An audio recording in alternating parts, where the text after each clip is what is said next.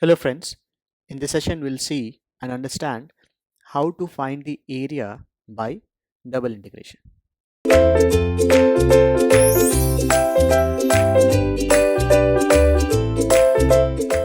So let us say that we are in a plane.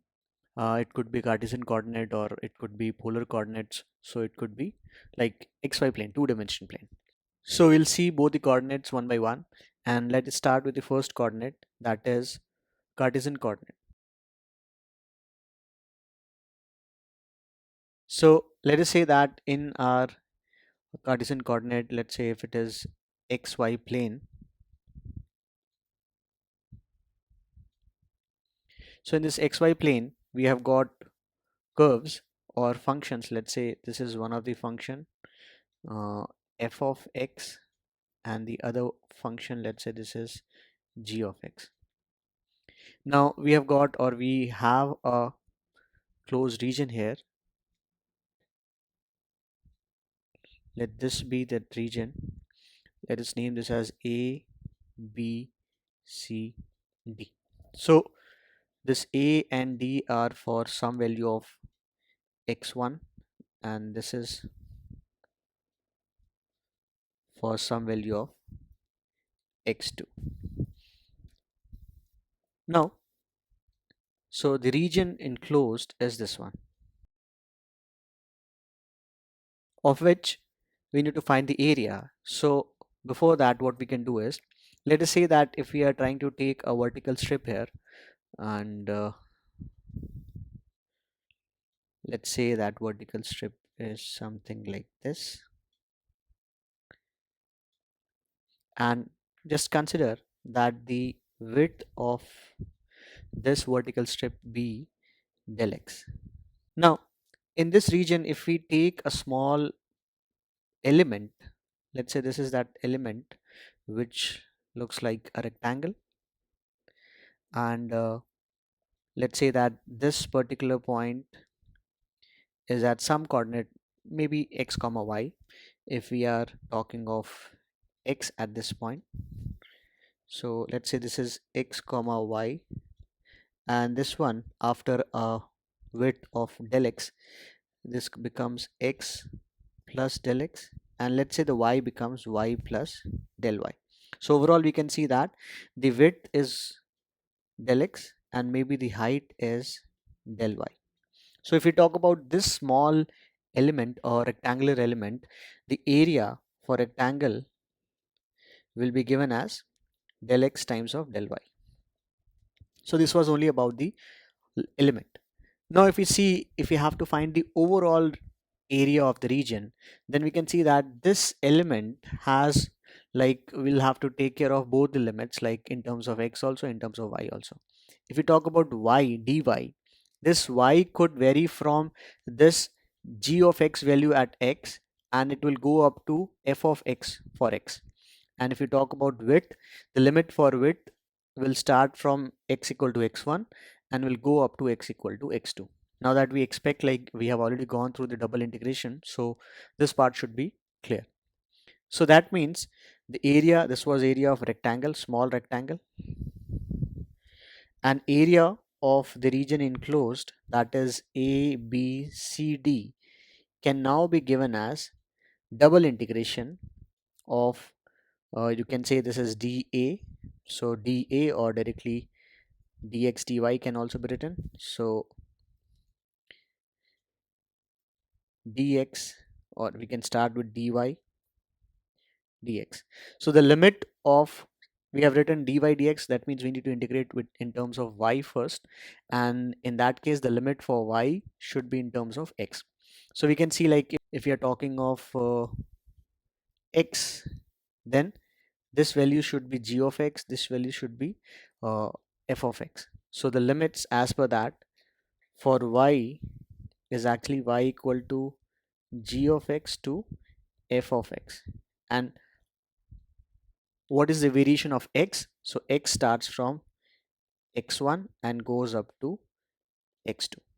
So this overall double integration will give us the area of the shaded region here. Now similarly, if we had to do in terms of like let's say changing the order, that that part is also possible. So let's say in this case now the functions are of y. Let's say this is function of y, the other one, let's say this is function of y, another one. So now the region we are enclosing is maybe this one, a b c d. This is the region, but now x is a function of y, not like otherwise. So in this case what we can do, we can take a vertical strip now. So if we are taking a vertical strip, let's say this one, for some value of y, so a small rectangle again, let's say the coordinate for this part should be x comma y. So with variation, let's say the width is going to be this thing. We can take this lower region to be x comma y.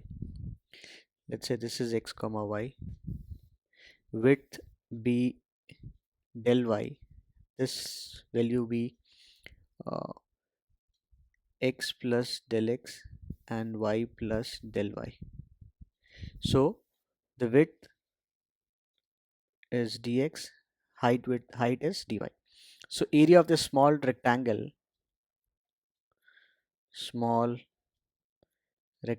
will again be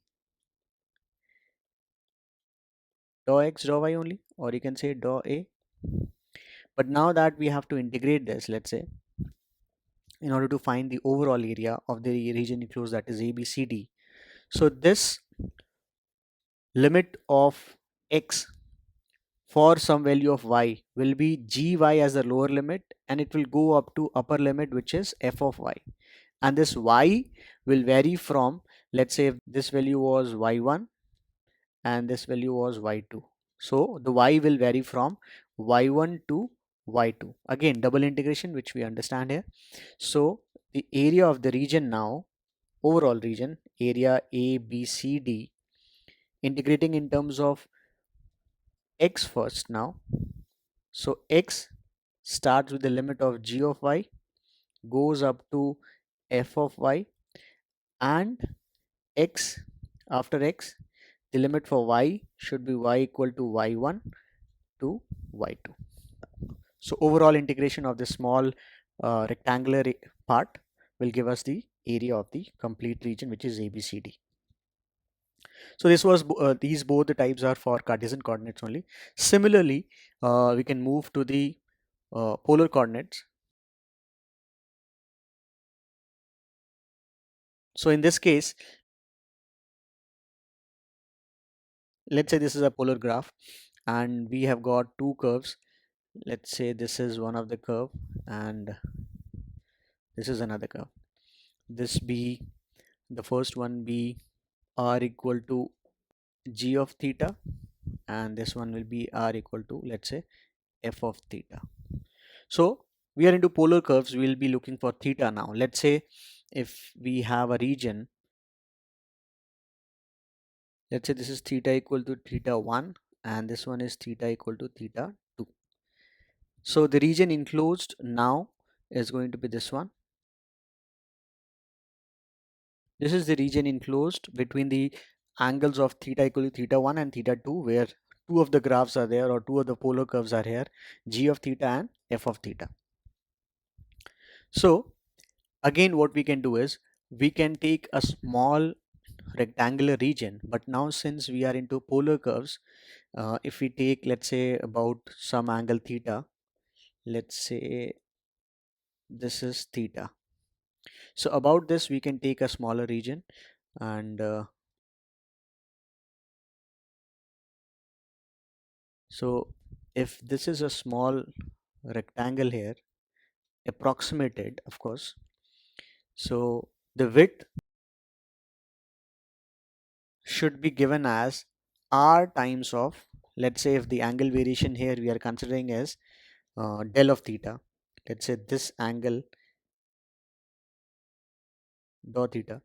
So this width is going to be r times of dot theta, and the variation of the radius be dou r,